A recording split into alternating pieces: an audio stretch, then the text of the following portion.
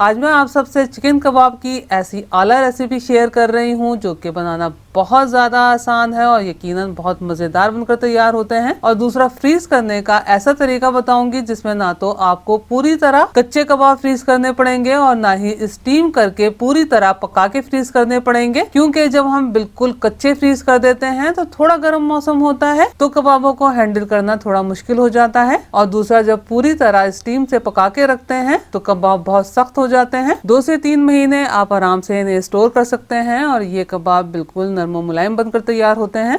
बिस्मिल्लाहिर्रहमानिर्रहीम। अस्सलाम वालेकुम फ्रेंड्स, उम्मीद है आप सब खैरियत से होंगे। ये मैंने हाफ केजी बोनलेस चिकन लिया है, जिसमें से 250 ग्राम मैंने थाई पीसेस लिए हैं और 250 ग्राम चेस्ट पीस लिया है। आप खाली चेस्ट पीस का भी इस्तेमाल कर सकते हैं, बस इनको छोटे छोटे पीसेस में कट कर लेना है। यहाँ मैंने चॉपर में एक थोड़े बड़े साइज की प्याज रफली चॉप करके शामिल की है और ये 3 से 4 हरी मिर्चें रफली चॉप करके शामिल की हैं। कबाबों में जो सॉफ्टनेस आती है वो प्याज की वजह से ही आती है। अब इन्हें हमें चॉप कर लेना है।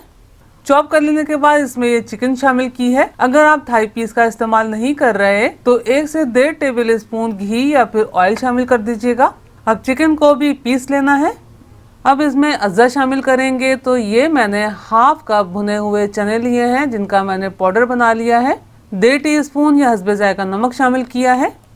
1 टीस्पून पिसी हुई कश्मीरी लाल मिर्चें, 1.5 टीस्पून भुना पिसा साबुत धनिया, 1 टीस्पून भुना पिसा सफ़ेद ज़ीरा, 1 टीस्पून पिसा हुआ गरम मसाला, हाफ टीस्पून पिसी हुई काली मिर्चें, 1 टीस्पून कुटी हुई लाल मिर्चें, हाफ टीस्पून हल्दी पाउडर, 1.5 टीस्पून लहसुन अदरक का पेस्ट और ये मैंने 1 से 1.5 टेबल स्पून लेमन जूस शामिल किया है। और ये मैंने 1/4 टीस्पून कच्चा पिसा हुआ सुहागा शामिल किया है। सुहागे से कबाबों में सॉफ्टनेस और लचक पैदा होती है और टेस्ट में कोई फर्क नहीं पड़ता। सुहागा कोई बुरी चीज नहीं है, आप आराम से इस्तेमाल कर सकते हैं। अब इन तमाम अज्जा के चिकन में यकजान होने तक चॉपर को चला लेना है। तमाम अज्जा चिकन में मुकम्मल तौर पर मिक्स हो गए हैं। अब इस बैटर को एक बोल में निकाल लेते हैं। अब इसमें मैंने थोड़ा सा हरा धनिया चॉप करके शामिल करके मिक्स कर दिया है। हरा धनिया इसी तरह चॉप करके आखिर में ही शामिल कीजिएगा। कबाब के बैटर को धुनी देने का मेरा कोई इरादा नहीं था, लेकिन मैंने सोचा कि क्यों ना कबाबों को मजीद फ्लेवरफुल बनाने के लिए कोयले की धुनी दे दी जाए। तो यहाँ मैंने एक कटोरी में दहकते हुए कोयले रखे हैं और उस पर थोड़ा कुकिंग ऑयल डाला है। अब बोल को कवर कर देना है और तकरीबन 10 मिनट ऐसे ही रहने देना है ताकि बारबेक्यू फ्लेवर बहुत अच्छे तरीके से बैटर में रस बस जाए। 10 मिनट बाद मैं कटोरी को निकाल के बैटर को 10 मिनट के लिए फ्रीजर में सेट होने के लिए रखूंगी। अगर आपके पास टाइम है तो इस बैटर को तकरीबन 1 घंटा फ्रिज में मैरिनेशन के लिए जरूर रखिएगा ताकि सुहागा अपना काम कर सके, जिसके नतीजे में कबाब नरम मुलायम और लचकदार बनके तैयार हो सके। 10 मिनट फ्रीजर में रख लेने के बाद ये बैटर काफी थिक हो गया है। अब इससे बआसानी कबाब बनाए जा सकते हैं। ये बैटर कबाब बनाने के लिए तैयार है। पहले एक दफा इस तरह से मिक्स कर लेते हैं ताकि तमाम बैटर में बारबेक्यू फ्लेवर एक जैसा आ जाए। आपने देखा होगा बारबेक्यू फ्लेवर देने से पहले मैंने बैटर को बोल के किनारे किनारे पर सेट कर दिया था ताकि तमाम बैटर पर बारबेक्यू फ्लेवर अच्छा आ सके।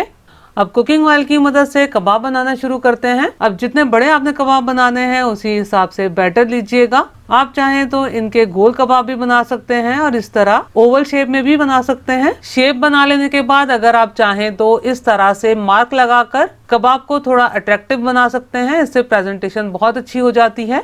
ये कबाब बनकर तैयार है। अब पहले मैं आपको इन्हें स्टोर करने का तरीका बता देती हूँ।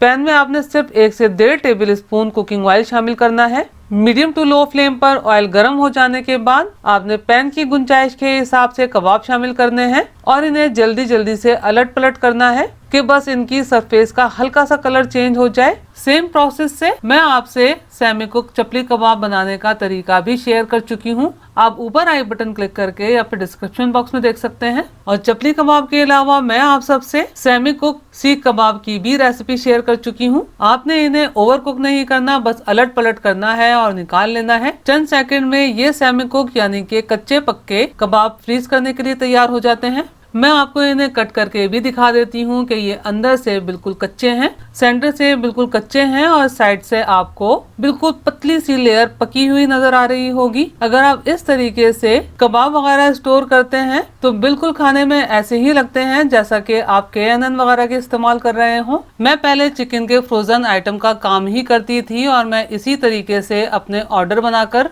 सेल करती थी। अगर आप भी चाहें तो इसी तरह से सेमी कुक आइटम्स बनाकर सेल कर सकते हैं। कबाबों को आपने शैलो फ्राई करना है तो पैन में मैंने हस्बे ज़रूरत ऑयल शामिल किया है। ऑयल मीडियम फ्लेम पर गर्म हो जाने के बाद कबाब शामिल करने हैं और मीडियम फ्लेम पर ही अलट पलट करते हुए पका लेना है, क्योंकि चिकन के कबाब हैं बहुत जल्दी पककर तैयार हो जाते हैं। अब मैं इन्हें अलट पलट करते हुए अच्छा सा गोल्डन कलर आ जाने तक मीडियम फ्लेम पर फ्राई कर लूंगी और जब फ्राई कर लूंगी तो एक अच्छा सा प्लेटर बनाकर सर्व करूंगी। अगर आपको मेरा काम थोड़ा सा भी पसंद आया हो तो मेरी वीडियो को लाइक कीजिए, अपने दोस्त अहबाब में शेयर कीजिए, चैनल को सब्सक्राइब करना और बेल बटन को क्लिक करना बिल्कुल भी मत भूलिएगा। अल्लाह हम सब का दस्तरख्वान हलाल रिस्क से वसी तर फरमाए, आमीन। मुझे और मेरी फैमिली को भी अपनी दुआओं में याद रखिएगा। अपना और अपनी फैमिली का बहुत ख्याल रखिएगा। अगली रेसिपी की वीडियो तक के लिए अल्लाह हाफिज।